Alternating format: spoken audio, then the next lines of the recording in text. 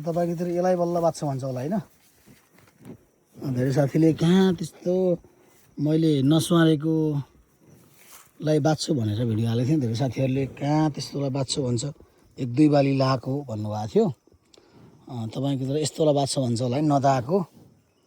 हाम्रोतिर पनि नसुहारेका जतिलाई बाछे भनिन्छ कि, बुढा बाछा भनिन्छ के भनिन्छ हेर्नुहोस् है। यो बाछेलाई अब तपाईँकोतिर बाछे हामी बाछे भनौँ। यसलाई हालिदिएको पनि छैन। अब यसलाई कतिमा जुवा हाल्दा ठिक हुन्छ यसलाई हेर्नुहोस् है। अब जुवा कतिमा हाल्दा ठिक हुन्छ यसलाई हेर्नुहोस् है। अब जुवा कहिले हाल्छन् भन्दाखेरि अब यसलाई यसो बानी पार्न यो वर्ष त हुन्न होला, अर्को वर्ष। तर हल्लुङ्गो माटो त तान्छ होला।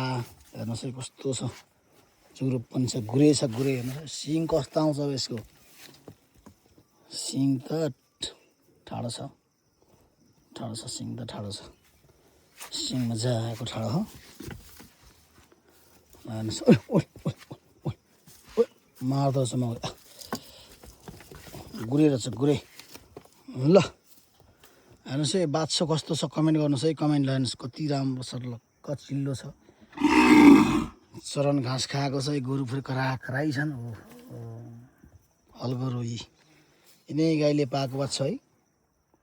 यिनले यतापट्टिको अर्को यो बाछी पाएछ फेरि। गुरे बाछो है यो, गुरे। अब यसलाई के भन्छ कि माघे सङ्क्रान्ति कि केमा जुवा हालिन्छ क्या, के अरे श्री पञ्चमीमा। श्री पञ्चमीमा यसलाई जुवा हालेर बानी मात्रै पार्ने, अब दाको भनेर नाम पार्ने। पछि हिँड्यो भने एकदम यहाँ शरीरमा पनि यस्तो आकारको रहेछ, कलर पनि कत्तिको छ। जोताइमा यो टाँठे हुन्छ। उछाड समाउँदाखेरि चम्क्यो भने त्यो गोरु टाँठो निस्किन्छ भन्ने हुन्छ के अरे। नत्र समाउँदा पनि केही नगर्ने भने लाटो निस्किन्छ भन्ने अनुमान लगाइन्छ। जुरो नतानेर होला जुरो रहन्छ। बुढी बात छ है। भगवान् सिङ पनि राम्रो आउने भयो क्या यसका।